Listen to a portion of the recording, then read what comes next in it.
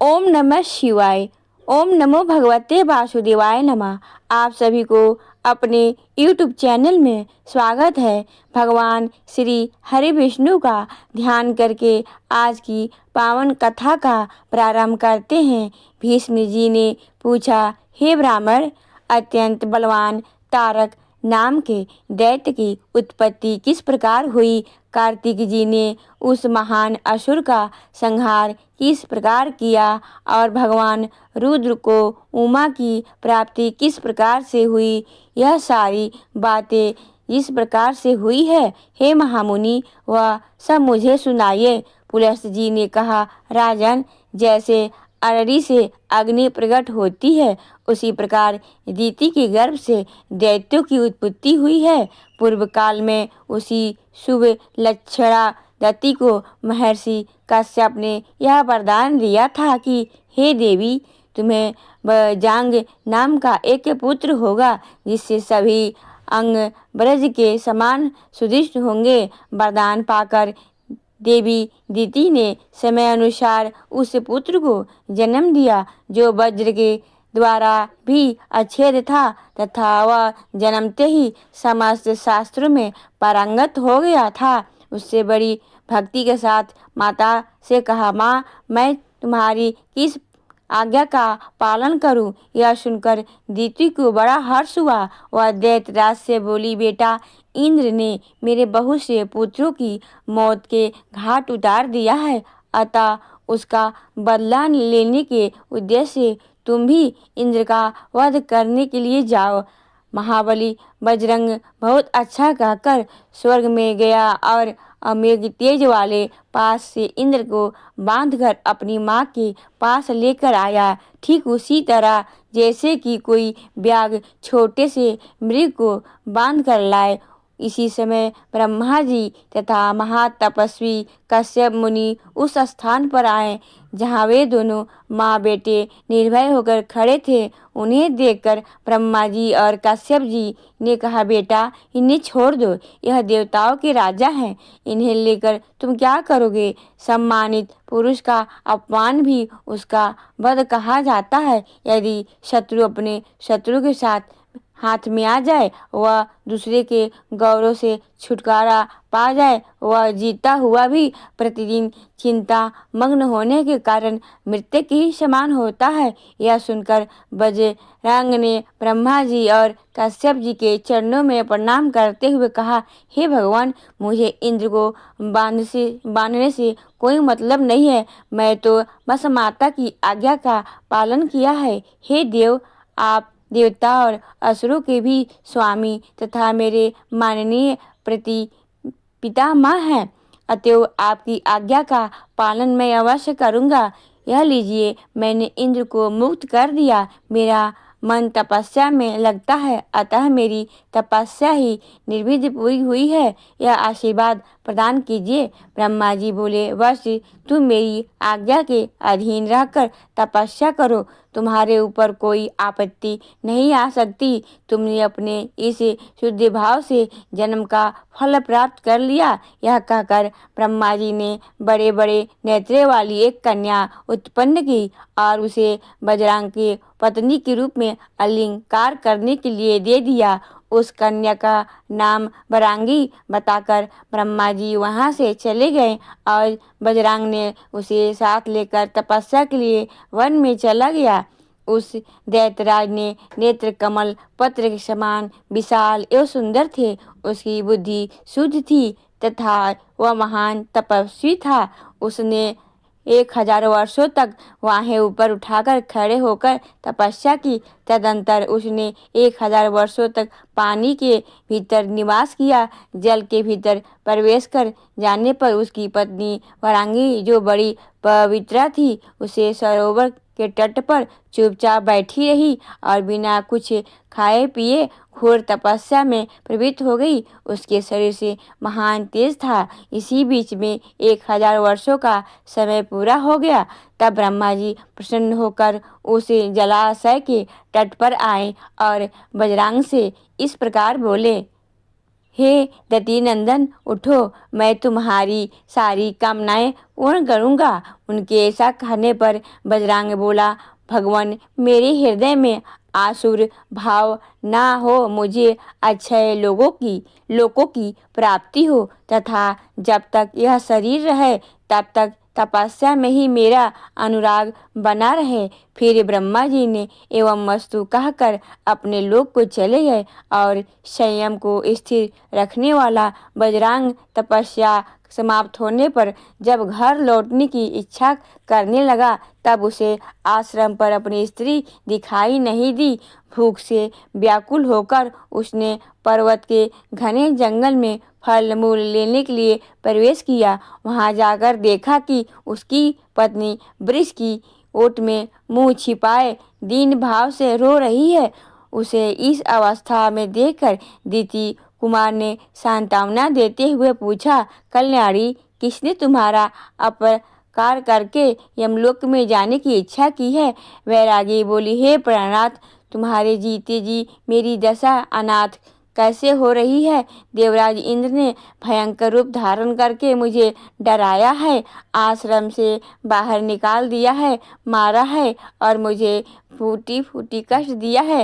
मुझे अपने दुख का कोई अंत नहीं दिखाई देता था, इसीलिए मैं प्राण त्याग के देने का निश्चय कर चुकी थी। अब आप मुझे एक ऐसा पुत्र दीजिए जो मुझे इस दुख के समुद्र के से तार दे। बारंगी के ऐसा कहने पर दैत्यराज बजरंगी ने के नेत्र से क्रोध से चंचल हो उठे। यद्यपि वो महान असुर देवराज से बदला लेने की पूरी शक्ति रखता था, तथापि उस महाबली ने पुनः तप करने का ही निश्चय किया। उसका संकल्प जानकर ब्रह्मा जी वहां आए और उससे पूछने लगे, बेटा तुम फिर से किसके लिए तपस्या करने को उगत हो? तो बजरंग ने कहा, पितामह, आपकी आज्ञा मानकर मैं समाधि से उठा तो मैंने देखा कि इंद्र ने बैरागी को बहुत त्रास पहुंचाया है, अतः यह मुझसे ऐसा पुत्र चाहती है जो इसे इस विपत्ति से उबार दे। दादाजी, यदि आप मुझ पर संतुष्ट हैं तो मुझे एक ऐसा पुत्र दे दीजिए। तब ब्रह्मा जी बोले कि वीर, ऐसा ही होगा। अब तुम्हें तपस्या करने की आवश्यकता नहीं है, तुम्हारे तारक नाम का एक महाबली पुत्र होगा। ब्रह्मा जी ने ऐसा कहने पर दैत्यराज ने उन्हें प्रणाम किया और वन में जाकर अपनी रानी को, जिसका हृदय बहुत दुखी था, प्रसन्न किया। वे दोनों पति पत्नी सफल मनोरथ जानकर अपने आश्रम में गए। सुंदरी अपने पति के द्वारा स्थापित किए हुए गर्भ को पूरे 1000 वर्षों तक उदर में ही धारण किए रही। इसके बाद उसने पुत्र को जन्म दिया। उस दैत्य के पैदा होते ही सारी पृथ्वी डोलने लगी, सर्वत्र भूकंप होने लगा, महासागर बीच क्षुब्ध हो उठे। बरांगी पुत्र को देखकर हर्ष से भर गई। दैत्यराज तारक जन्मते ही भयंकर पराक्रमी हो गया। कुंजब और महेश आदि मुख्य असुरों ने मिलकर उसे राजा के पद पर अभिषिक्त कर दिया। दैत्यों का महान साम्राज्य प्राप्त करके दानव श्रेष्ठ तारक ने कहा, महाबली, असुर और दानवों, तुम सब लोग मेरी बात सुनो। देवों, हम लोगों के वंश का नाश करने वाले हैं। जन्म भक्त स्वभाव से ही उनके साथ हमारा अटूट बैर भरा हुआ है, अतः हम सब लोग देवताओं को दमन करने के लिए तपस्या करेंगे। पुलस्त्य जी कहते हैं, हे राजन, यह संदेश सुनाकर सबकी सम्मानित लेकर तारकासुर पर्याप्त मात्र पर्वत पर चला गया और वहां 100 वर्षों तक निराहार रहकर, 100 वर्षों तक पंचाग्नि सेवन करके, 100 वर्षों तक केवल पत्ते चबाकर तथा 100 वर्षों तक केवल जल पीकर तपस्या करता रहा। इस प्रकार जब उसका शरीर अत्यंत दुर्बल और तप का पुंज हो गया तब ब्रह्मा जी ने आकर कहा, दैत्यराज, तुमने उत्तम व्रत का पालन किया है, कोई वर मांगो। उसने कहा कि किसी भी प्राणी से मेरी मृत्यु ना हो। तब ब्रह्मा जी ने कहा, देखो, देहधारी के लिए मृत्यु तो निश्चित है, इसीलिए तुम किसी भी निमित्त से भी, जिससे भी तुम्हें भय ना हो, अपनी मृत्यु मांग लो। तब दैत्यराज तारक ने बहुत सोच विचार कर 7 दिन के बालक से अपनी मृत्यु मांगी। उस समय वह महान असुर घमंड से मोहित हो रहा था। ब्रह्मा जी तथास्तु कहकर अपने धाम को चले गए और दैत्य अपने घर लौट आया। वहां जाकर उसने अपने मंत्रियों से कहा, तुम लोग शीघ्र ही मेरी सेना तैयार करो। प्रसन्न नाम दानव दैत्यराज तारक का सेनापति था। उसने स्वामी की बात सुनकर बहुत बड़ी सेना तैयार की। गंभीर स्वर में रणभेरी बजाकर उसने तुरंत ही बड़े बड़े दैत्यों को एकत्रित किया। इससे एक एक दैत्य प्रचंड पराक्रमी होने के साथ ही 100-100, 10-10 करोड़ों दैत्यों के अद्वितीय थे। जम्भ नाम के दैत्य उन सब का अगवा था और कुंजब उसके पीछे चलने वाला था। इसके सिवा महिष, कुंजर, मेघ, कालनेमी, निमि, मंथन, जम्भव और शुभ शुभ भी प्रधान थे। इस प्रकार यह 10 दैत्यपति सेनायक थे। उनके अतिरिक्त और भी सैकड़ों ऐसे दानव थे जो अपनी भुजाओं पर पृथ्वी को तोलने की शक्ति रखते थे। दैत्यों में सिंह के समान पराक्रमी तारकासुर की यह सेना बड़ी भयंकर जान पड़ती थी। वह मतवाले गजराजों, घोड़े और रथों से भरी हुई थी। पैदलों की संख्या भी बहुत थी और सेनाओं में सब ओर पताके फहरा रही थी। इसी बीच में देवताओं के दूत वायु असुर लोक में आए और दानव सेना का उद्योग देखकर इंद्र को उसका समाचार सुनाने के लिए गए। देव सभा में पहुंचकर उन्होंने देवताओं के बीच इस नई घटना का हाल सुनाया। उसे सुनाकर महाबली देवराज ने आंखें बंद करके बृहस्पति जी से कहा, गौरी देव, इस समय देवताओं के सामने दानव के साथ घोर संग्राम का अवसर उपस्थित होना चाहता है। इस विषय में हमें क्या करना चाहिए? कोई नीति युक्त बात हो तो बताइए। बृहस्पति जी बोले, हे सूर्यश्रेष्ठ, साम, नीति और चतुरंगी सेना यह तो दो ही विजयशाली वीरों की सफलता के साधक सुने गए हैं। यही सनातन रक्षा कवच है। नीति के 4 अंग है, साम, भेद, दान और दंड। यदि आक्रमण करने वाले शत्रु लोभी हो तो उन पर साम नीति का प्रभाव नहीं पड़ता। यदि वे एक मत और संगठित हो, इससे फूट भी नहीं डाली जा सकती, तथा जो बलपूर्वक सर्वस्व छीन लेने की शक्ति रखते हैं, उनके प्रतिदान नीति के प्रयोग से ही सफलता नहीं मिल सकती। अतः अब यहाँ एक ही उपाय शेष रह जाता है, वह है दंड। तो यदि आप लोगों को जचे तो दंड का ही प्रयोग करें। बृहस्पति जी के ऐसा कहने पर इंद्र ने अपने कर्तव्य का निश्चय करके देवताओं को सभा में इस प्रकार कहा, स्वर्गवासियों, सावधान होकर मेरी बात सुनो। इस समय युद्ध के लिए युद्धोद्युक्त करना उचित है, अतः मेरी सेना तैयार की जाए। यमराज को सेनापति बनाकर संपूर्ण देवता शीघ्र ही संग्राम के लिए निकले। यह सुनकर प्रधान देवता कवच बांधकर तैयार हो गए। मताली ने देवराज का दुर्ज रथ जोत कर खड़ा किया। यमराज भैंस पर सवार होकर सेना के आगे खड़े हुए। वे अपने प्रचंड कंधीरों द्वारा सब ओर से घिरे हुए थे। अग्नि, वायु, वरुण, कुबेर, चंद्रमा तथा आदित्य सब लोग युद्ध के लिए उपस्थित हुए। देवताओं की यह सेना तीनों लोग के लिए दुर्ज थी। उसमें 33 करोड़ देवता एकत्रित थे। तदंतर युद्ध आरंभ हुआ। अश्विनी कुमार, मरुद्रगण, साध्यगण, इंद्र, यक्ष और गर्दभ यह सभी महाबली एक साथ मिलकर दैत्यराज तारक पर प्रहार करने लगे। उन सबके हाथों में नाना प्रकार के दिव्य अस्त्र थे, परंतु तारकासुर का शरीर वज्र एवं पर्वत के समान सदृश था। देवताओं के हथियार उस पर काम ही नहीं करते थे। उन्हें प्रहार करते देखकर दानवराज तारक रथ से कूद पड़ा और करोड़ों देवताओं को उसने अपने हाथ से पृष्ठ भाग से ही मार गिराया। यह देखकर देवताओं को ही तो बची हुई सेना थी, वह भयभीत उठी और युद्ध से सारी सामग्री वहीं छोड़कर चारों दिशाओं में भाग खड़ी हुई। ऐसी परिस्थिति में पड़ जाने पर देवताओं के हृदय में बड़ा दुख हुआ और वे जगत गुरु ब्रह्मा जी की शरण में जाकर सुंदर अक्षरों से युक्त वाक्यों द्वारा उनकी स्तुति करने लगे। देवता बोले, हे सत्यमूर्ति, आप पर रूप में अत्यंत भेदों से युक्त हो। जो यह विश्व है उसके अंकुर आदि की उत्पत्ति के लिए आप सबसे पहले ब्रह्मा रूप से प्रकट हुए हैं। तदंतर इस जगत की रक्षा के लिए सतगुण के मूलभूत विष्णु रूप में स्थिर हुए हैं। उसके बाद इसके संहार की इच्छा से आपने रुद्र का रूप धारण किया। इस प्रकार एक होकर भी त्रिविध रूप धारण करने वाले आप परमात्मा को नमस्कार है। जगत में जितने भी स्थूल पदार्थ हैं उन सब के आदि कारक आप ही हैं। अतः आपने अपनी ही महिमा से सोच विचार कर हम देवताओं का नाम निर्देश किया है। साथ ही इस ब्रह्मांड के दो भाग करके ऊर्ध्व लोकों का आकाश में तथा अर्ध लोकों को पृथ्वी पर और उसके भीतर स्थापित किया है।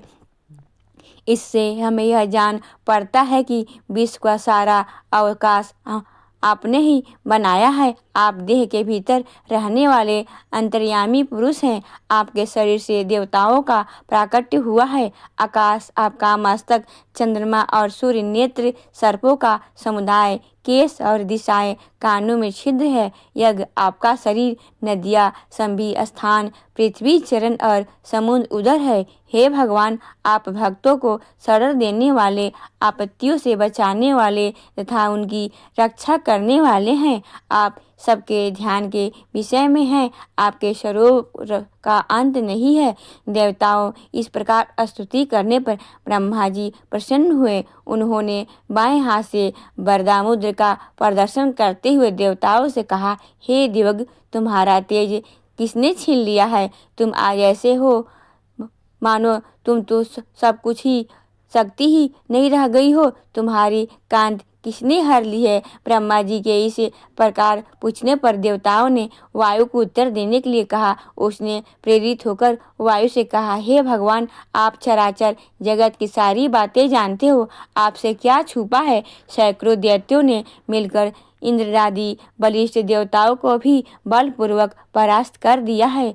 आपके आदेश से स्वर्ग लोक सदा ही यज्ञ भोगी देवताओं के अधिकार में रहता आया है। परंतु इस समय तारकासुर ने देवताओं का सारा विमान समूह छीन कर उसे दुर्लभ कर दिया है। देवताओं के निवास स्थान जिस मेरु पर्वत को आपने संपूर्ण देवताओं को राजा मानकर उसे सब प्रकार से गुणों में बढ़ा चढ़ाकर यज्ञों से विभूषित तथा आकाश में ही ग्रहों और नक्षत्रों की गति की सीमा का प्रदेश बना रखा था, उसी को उस दानव ने अपने निवास और विहार के लिए उपयोगी बनाने के उद्देश्य से परिष्ट किया है।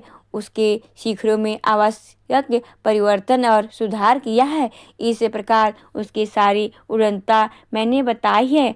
अब आप ही हमारी गति हैं। यूँ कहकर वायु देवता चुप हो गए तथा ब्रह्मा जी ने कहा, देवताओं, तारक नाम का एक दैत्य देवता और असुर सबके लिए अवैध है। इससे द्वारा उसका वध हो सकता है। वह पुरुष अभी तक त्रिलोकी में पैदा ही नहीं हुआ है। तारकासुर तपस्या कर रहा था। उस समय मैंने उसे वरदान देकर उसे अनुकूल बनाया और तपस्या से रोका। उस दैत्य ने 7 दिन के बालक से अपनी मृत्यु होने का वरदान मांगा था। 7 दिन का वही बालक उसे मार सकता है जो भगवान शंकर के वीर से उत्पन्न हो।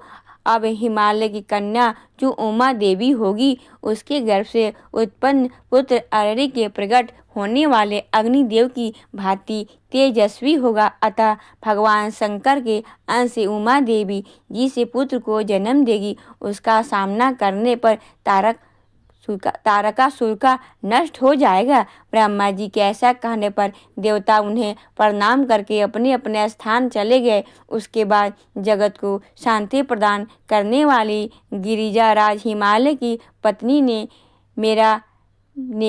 मैना ने परम सुंदर ब्रह्म मुहूर्त में एक कन्या की जन्म दिया। उसके जन्म लेते ही समस्त लोकों में निवास करने वाले सदावर संगम सभी प्राणी सुखी हो गए और आकाश में भगवान श्री विष्णु, ब्रह्मा, इंद्र, वायु और अग्नि आदि हजारों देवता विमानों पर बैठकर हिमालय पर्वत के ऊपर फूलों की वर्षा करने लगे, गंधर्व में गाने लगे। उस समय संसार में हिमालय पर्वत पर चराचर भूतों के लिए शैव्य तथा आश्रय लेने के योग हो गया। सब लोग वहाँ निवास और वहाँ की यात्रा करने लगे। उत्सव का आनंद लेकर देवता अपने अपने स्थान को चले गए। गिरिजाराज कुमारी उमा को रूप, सौंदर्य, सौभाग्य और आदि गुणों से विभूषित किया। इस प्रकार वह तीनों लोकों में सबसे अधिक सुंदरी और समस्त शुभ लक्षणों में संपन्न हो गई। इसी बीच कार्य में साधन परायण देवराज इंद्र ने देवताओं द्वारा सम्मानित देवर्षि नारद का स्मरण किया। इंद्र का अभिप्राय जानकर देवर्षि नारद बड़ी प्रसन्नता के साथ उनके भवन में आए। उन्हें देखकर इंद्र सिंहासन से उठकर खड़े हो गए और यथायोग्य पाद आदि के द्वारा उन्होंने नारद जी का पूजन किया। फिर नारद जी ने जब उनकी कुशल पूछी तो इंद्र ने कहा कि हे मुनि, त्रिभुवन ने हमारी कुशल का अंकुर तो जम चुका है। अब उससे फल लगाने का साधन उपस्थित करने के लिए मैंने आपको याद किया है। यह सारी बातें ही आप जानते ही हैं, फिर भी आपने प्रश्न किया है इसीलिए मैं बता रहा हूँ। विशेषतः अपने सुंदरों के निकट अपना प्रयोजन बताकर प्रत्येक पुरुष बड़ी शांति का अनुभव करता है। अतः जिस प्रकार से पार्वती देवी का विनाकधारी भगवान शंकर के साथ संयोग हो, उसके लिए हमारे पक्ष के सब लोगों को शीघ्र ही उद्योग करना चाहिए। इंद्र से उनका सारा कार्य समझ लेने के पश्चात नारद जी ने उनसे विदा ली और शीघ्र ही गिरिजाराज हिमालय के भवन के लिए प्रस्थान किया। गिरिजाराज के द्वार पर जो विचित्र वैद की लताएं से हरा भरा था, पहुँचने पर हिमवान ने पहले ही बाहर निकलवाकर मुनि को प्रणाम किया। उनका भवन पृथ्वी का भूषण था। उसमें प्रवेश करके अनुपम कांति वाले मुनिवर नारद जी एक महोबुल्य आसन पर विराजमान हुए। फिर हेमुवान ने उन्हें यथायोग्य अर्घ्य प्रदान आदि निवेदन की और बड़ी मधुर वाणी में नारद जी के तप की कुशलता पूछी। उस समय गिरिजाराज का मुख कमल प्रफुल्लित हो उठ रहा था। मुनि ने भी गिरिजाराज की कुशल पूछते हुए कहा, पर्वतराज, तुम्हारा कलेवर अद्भुत है। तुम्हारा स्थान धर्म अनुष्ठान के लिए बहुत उपयोगी है और तुम्हारी कंदराओं का विशाल विस्तार है। इन कंदराओं में अनेकों पावन एवं तपस्वी मुनियों ने आश्रम लेकर तुम्हें पवित्र बनाया है। हे गिरिराज, तुम तो धन्य हो जिसकी गुफा में लोकनाथ भगवान शंकर शांति पूर्वक ध्यान लगाकर बैठते रहते हैं। पुलस जी कहते हैं, देवर्षि नारद जी की यह बात समाप्त होने पर गिरिजाराज हिमालय की पत्नी मैना मुनि का दर्शन करने की इच्छा से उस भवन में आई। वे लज्जा और प्रेम से बाहर से झुकी हुई थी। उनके पीछे पीछे उनकी कन्या भी आ रही थी। देवर्षि नारद जी की तेज राशि जान पड़ते थे। उन्हें देखकर शैल पत्नी ने प्रणाम किया और उस समय उनका मुख आंचल से ढका हुआ था और कमल के समान शोभा पाने वाले दोनों हाथ जुड़े हुए थे। अमित तेजस्वी देवर्षि ने महाभाग मैना को देखकर अपने अमृतमय आशीर्वादों से उन्हें प्रसन्न किया। उस समय गिरिजाराज कुमारी उमा अद्भुत रूप वाले नारद मुनि को चकित चित्त से देख रही थी। देवर्षि ने स्नेहमय वाणी से कहा, बेटी यहाँ आओ। उनके इस प्रकार बुलाने पर उमा पिता के गले से बाहें डालकर उनकी गोद में बैठ गई। तब उनकी माता ने कहा, देवी बेटी देवर्षि को प्रणाम करो। उमा ने ऐसा ही किया। उनके प्रणाम कर लेने पर माता ने कौतूहलवश पुत्री की शारीरिक लक्षणों को जानने के लिए अपनी सखी के मुंह से धीरे से कहा लाया, हे मुनि, इस कन्या के सौभाग्य सूचक चिन्हों को देखने की कृपा करें। मैना की सखी से प्रेरित होकर महाभाग मुनिवर नारद जी मुस्कुराते हुए बोले, भद्रे, इस कन्या के पति का जन्म नहीं हुआ है। यह लक्षणों से रहित है। इसका एक हाथ सदा उत्तान अर्थात सीधा रहेगा। इसके चरण व्याभचारी लक्षणों से युक्त है, किंतु इनकी कांत बड़ी सुंदर होगी। यही इसका भविष्य फल है। अब नारद जी की यह बात सुनकर हिमवान भय से घबरा उठे। उनका धैर्य जाता रहा। वे आंसू बहाते हुए गदगद कंठ से बोले, अत्यंत दोषों से भरे हुए संसार की गति दुर्विगह है, उसका ज्ञान होना कठिन है। शास्त्रकारों ने शास्त्रों में पुत्र को नरक से त्राण देने वाला बताकर सदा पुत्र प्राप्ति की ही प्रशंसा की है, किंतु यह बात प्राणियों को मुंह में डालने के लिए है, क्योंकि स्त्री के बिना किसी जीव की सृष्टि नहीं हो सकती, परंतु स्त्री जाति स्वभाव से ही दीन एवं दयनीय है। शास्त्रों में यह महान फलदायक वचन अनेकों बार निस्संदेह रूप से दोहराया गया है। शुभ लक्षणों से संपन्न सुशीला कन्या 10 पुत्रों के समान है, किंतु आपने मेरी कन्या के शरीर में केवल दोषों का ही संग्रह बताया है, और यह सुनकर मुझ पर मोह छा गया है। मैं सूख गया हूँ, मुझे बड़ी भारी ग्लानि और विषाद हो रहा है। हे मुनि, मुझ पर अनुग्रह करके इस कन्या की रूपी का दुख निवारण कीजिए। हे देवर्षि, आपने कहा है कि इसके पति का जन्म नहीं हुआ है। यह ऐसा दुर्भाग्य है जिसकी कहीं तुलना नहीं है। यह अपार और दूसरा दुख है। हाथों और पैरों में जो रेखाएं बनी होती है वे मनुष्य अथवा देव जाति के लोगों का शुभ और अशुभ फल की सूचना देने वाली होती है, जो आपने इसे लक्षणहीन बताया है। साथ ही यह भी कहा है कि इसका एक हाथ सदा उत्तान रहेगा, परंतु उत्तान हाथ तो सदा याचुका का होता है, वही सबके सामने हाथ फैलाकर मांगते देखे जाते हैं। इससे शुभ का उदय हुआ है।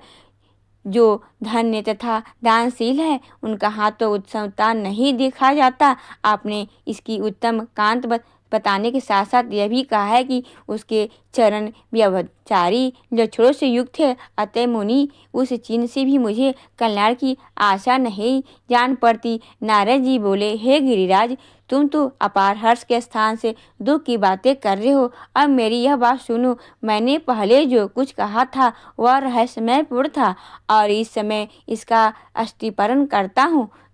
एकाग्रचित्त होकर श्रवण करो। हिमालय, मैंने जो कहा, इस देवी के पति का जन्म नहीं हुआ है सो ठीक ही है। इसके पति महादेव जी हैं। इसका वास्तव में जन्म नहीं हुआ, वे अजन्मा है। भूत, भविष्य और वर्तमान जगत की उत्पत्ति के कारक यही हैं। वे सबको शरण देने वाले एक शासक है, सनातन कल्याणमयी और परमेश्वर हैं। यह ब्रह्मांड उन्हीं के संकल्प में उत्पन्न हुआ है। ब्रह्मा जी से लेकर स्थावर पर्यंत वह संसार है। वह जन्म मृत्यु आदि के दुख से पीड़ित होकर निरंतर परिवर्तित होता रहता है, किंतु महादेव जी अचल और स्थिर है। जात नहीं जनक है, पुत्र नहीं पिता है। उन पर बुढ़ापे का आक्रमण नहीं होता। वे जगत के स्वामी और आदि व्याधि से रहित हैं। उनसे सिवा कोई मैं तुमसे कन्या को लक्षणों से रहित बताया है, उस वाक्य का ठीक ठीक विचारपूर्ण तात्पर्य सुनो। शरीर के अंगों से जो चिन्ह एवं रेखाएं होती है वे सीमित या आयु, धन और स्वभाव को व्यक्त करने वाली होती है, परंतु जो अनंत और अप्रिय है उसके अमित स्वभाव को सूचित करने वाला कोई चिन्ह या कोई लक्षण शरीर से नहीं होता है। हे महामते, इसी से मैंने बतलाया है कि इसके शरीर में कोई लक्षण नहीं है। इसके अतिरिक्त जो यह कहा है कि इसका एक हाथ सदा उत्तान रहेगा, इसका आशय यह है कि वर देने वाला हाथ सदा उत्तान होता है। देवी के यह हाथ वर मुद्रा से युक्त होगा। यह देवता, असुर और मुनियों के समुदाय को वर देने वाली होगी, तथा जो मैंने इसके चरणों को उत्तम कांत और व्यावचारी लक्षणों से युक्त बताया है उसकी व्याख्या भी मेरे मुंह से सुनो। हे गिरिश्रेष्ठ, इस कन्या के चरण कमल के समान अरूढ़ रंग है। इस पर नखों की उज्ज्वल कांत पड़ने की सुरक्षा अर्थात श्वेत कांत आ गई है। देवता और असुर जब इसे प्रणाम करेंगे तब उनके किटिट से जुड़ी हुई मणियों की कांत उनके चरणों में प्रतिबिंबित होगी। उस समय यह चरण अपना स्वाभाविक रंग छोड़कर विचित्र रंग में दिखाई देंगे। उनके इस परिवर्तन और विचित्रता को ही व्यावचार कहा गया है, अतः तुम्हें कोई विपरीत आशंका नहीं करनी चाहिए। हे महीधर, यह जगत का भरण पोषण करने वाला बृजध्वज महादेव जी की पत्नी है। यह संपूर्ण लोगों की जननी तथा भूतों की उत्पत्ति करने वाली है। इसकी कांत परम पवित्र है, यह साक्षात शिवा है और तुम्हारे कुल को पवित्र करने के लिए ही इसने तुम्हारी पत्नी के गर्भ से जन्म लिया है। अतः जिस प्रकार यह सिद्धि पिनकधारी भगवान शंकर का संयोग प्राप्त करे, उसी उपाय का तुम्हें विधि पूर्वक अनुष्ठान करना चाहिए। ऐसा करने से देवताओं का एक महान कार्य सिद्ध होगा। पुलस्त जी कहते हैं कि हे राजन, नारद जी के मुख से सारी बातें सुनकर मैना के स्वामी गिरिराज हिमालय ने अपना नया जन्म हुआ माना वे अत्यंत हर्ष से भरकर बोले, हे प्रभु, आपने घोर और दुरस्त नरक को मेरा उद्धार कर दिया है। हे मुनि, आप जैसे संतों का दर्शन निश्चय ही किसी अभोग फल देने वाला होता है। इसीलिए इस कार्य में मेरी कन्या के विवाह के संबंध में आप समय समय पर योग आदेश देते रहें, जिससे यह कार्य निर्भीकता पूर्वक संपन्न हो। गिरिराज के ऐसे कहने पर नारद जी हर्ष से भरकर बोले, शैलराज, सारा कार्य सिद्ध ही समझो। ऐसा कहने से ही देवताओं का भी कार्य होगा और इसी से तुम्हारा भी महान लाभ है। यूँ कहकर नारद जी देवलोक में जाकर इनसे बोले और बोले, देवराज, आपने मुझे जो कार्य को सौंपा था उसे तो मैंने कर दिया है, किंतु अब कामदेव के वाक से सिद्ध होने वाला कार्य उपस्थित हुआ है। कार्यदर्शी नारद मुनि के इस प्रकार कहने पर देवराज इंद्र ने आम की मंजरी को ही अस्त्र के रूप में प्रयोग करके ही वाले कामदेव का स्मरण किया। उसे सामने प्रकट हुआ देखकर इंद्र ने कहा, हे रवि भल्व, तुम्हें बहुत उपदेश देने की क्या आवश्यकता है? तुम तो संकल्प से ही उत्पन्न हो, इसीलिए संपूर्ण प्राणियों के मन में बात जानते हो। स्वर्गवासियों का प्रिय कार्य करो। हे मनोभाव, गिरिजाराज कुमारी उमा के साथ भगवान शंकर का शीघ्र सहयोग कराओ। इसे मध्यवास चैत को ही साथ ले जाओ तथा अपनी पत्नी रति की भी सहायता ले लो। कामदेव बोला, हे देव, यह सामग्री मुनि और दानों के लिए है तो बड़ी भयंकर है, किंतु इससे भगवान शंकर का वश में करना तो कठिन है। इंद्र ने कहा, रतिकांत, तुम्हारी शक्ति को मैं जानता हूँ। तुम्हारे द्वारा इस कार्य के सिद्ध होने से तनिक भी संदेह नहीं है। इंद्र के ऐसा कहने पर कामदेव मधुवास को लेकर रति के साथ तुरंत ही हिमालय के शिखर पर गया। वहां पहुंचकर उसने कार्य के उपाय का विचार करते हुए वो सोचा कि महात्मा पुरुष निसंग होकर अविचल होते हैं, उनके मन को वश करना अत्यंत दुष्कर कार्य है। उसे पहले ही शुद्ध करके उसके ऊपर विजय पाई जाती है। पहले मन का संशोधन कर लेने से पर ही प्रायः सिद्ध प्राप्त होती है। मैं महादेव जी के अंतःकरण में प्रवेश करके इंद्रिय समुदाय को व्याप्त करके रमणीय साधकों द्वारा अपना कार्य ही सिद्ध करूँगा। यह सोचकर कामदेव भगवान भूतनाथ के आश्रम पर गए। वहाँ आश्रम पृथ्वी का सारभूत स्थान जान पड़ता था। वहाँ की वेदी देवदारू वृक्षों से सुशोभित हो रही थी। कामदेव ने, जिसका अंतकाल क्रमशः समीप आता जा रहा था, धीरे धीरे आगे बढ़कर देखा। भगवान शंकर ध्यान लगाकर बैठे हैं। उनके अर्ध खुले नेत्र अर्ध विकसित कमल दल के समान शोभा पा रहे हैं। उनकी दृष्टि सीधी एवं नासिका के उग्र भाग पर लगी हुई है। शरीर पर उत्तरीय के रूप में अत्यंत रमणीय व्याघ्र चर्म लटक रहा है।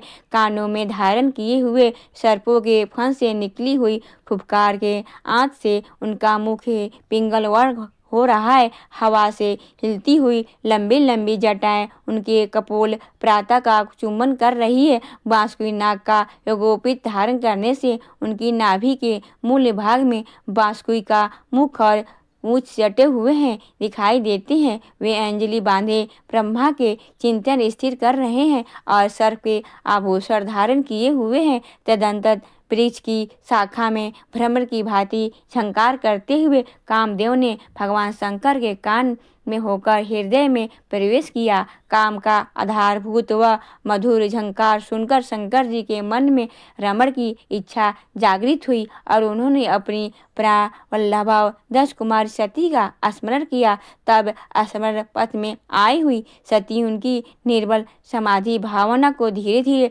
लुप्त करके स्वयं ही लक्ष्य स्थान में आ गई और उन्हें प्रत्यक्ष रूप में उपस्थित सी जान पड़ी। फिर तो भगवान शिव उनकी सुध में तन्मय हो गए। उस आकस्मिक चिन्ह उन्हें अंतःकरण को आवृत कर दिया। देवताओं के अधीश्वर शिव क्षण भर के लिए काम जनित विकार को प्राप्त हो गए, किंतु वह अवस्था अधिक देर तक न रही। कामदेव का कुचक समझकर उनके हृदय में कुछ क्रोध का संचार हो गया। उन्होंने धैर्य का आश्रय लेकर कामदेव के प्रभाव को दूर किया और स्वयं योग माया से आवृत होकर दृढ़तापूर्वक समाधि में स्थिर हो गया। अब उस योग माया से अभीष्ट होने पर कामदेव को जलने लगा तथा वह वासनामय व्यस्त का रूप धारण कर उनके हृदय में बाहर निकल आया और बाहर आकर एक स्थान पर खड़ा हो गया। उस समय उसकी सहायिका पत्नी और सखा वसंत उन दोनों ने ही उसका अनुसरण किया। फिर मैदान से आम की ओर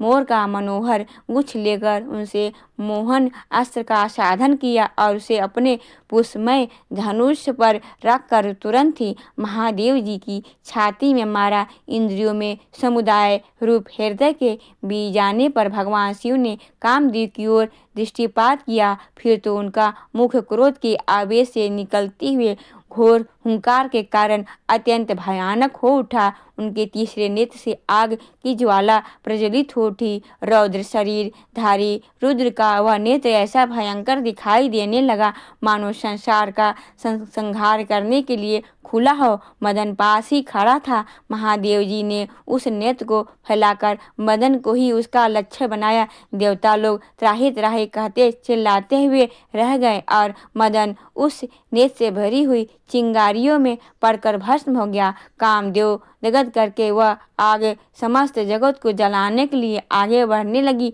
यह जानकर भगवान शिव ने उस कामनीय को आम के वृक्ष, बसंत, चंद्रमा, पुष्प में समूह, भ्रमर तथा कोयल के मुख में बांट दिया। ब्रह्मा जी बाहर और भीतर भी कामदेव के बाणों से विघ्न थे, इसीलिए उपयुक्त स्थान पर उस अग्नि का विभाग करके उसने प्रत्येक को प्रज्वलित कामाग्नि के रूप में ही देखने लगे। वह कामाग्नि संपूर्ण लोक में शोभा में डालने वाली है, इसके प्रसार को रोकना कठिन होता है। कामदेव की महान शिव के हुंकार की ज्वाला में भस्म हुआ देखकर रति उसके सखा बसंत के साथ जोर जोर से रोने लगी। फिर वह त्रिनेत्रधारी भगवान चंद्रशेखर की शरण में आई और धरती पर घुटने टेक कर स्तुति करने लगी। रति बोली, जो सबके मन है, यह जगत जिनका स्वरूप है और जो अद्भुत मार्ग से चलने वाले हैं, उन कल्याणमय शिव को नमस्कार है। जो सबको शरण देने वाले तथा आवृत गुणों से रहित हैं, उन भगवान शंकर को नमस्कार है। नाना लोक के स्मृति का विस्तार करने वाले शिव को नमस्कार है। भक्तों को मनवांछित वस्तु देने वाले महादेव जी को प्रणाम है। कर्मों को उत्पन्न करने वाले महेश्वर को नमस्कार है। हे प्रभु, आपका स्वरूप अत्यंत है, अनंत है, आपको सदा ही नमस्कार है। हे देव, आप ललाट में चंद्रमा का चिन्ह धारण करते हैं, आपको नमस्कार है।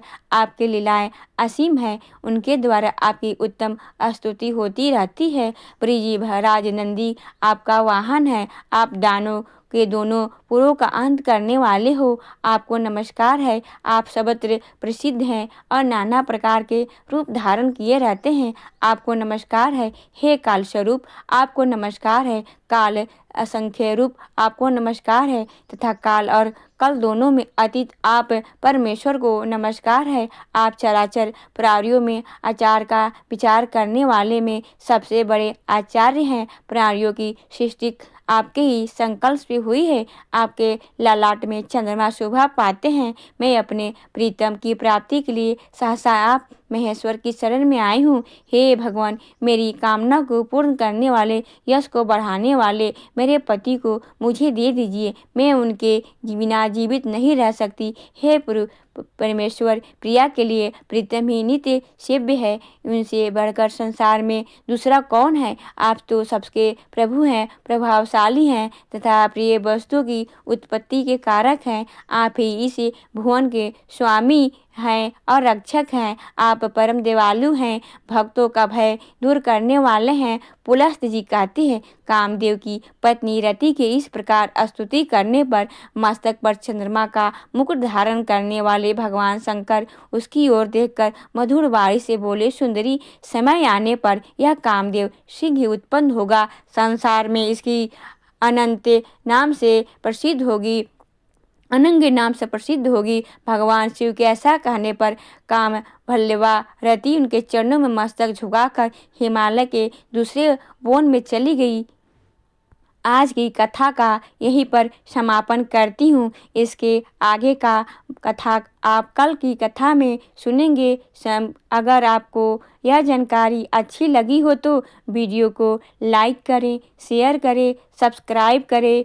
ओम नमो भगवते वासुदेवाय नमः।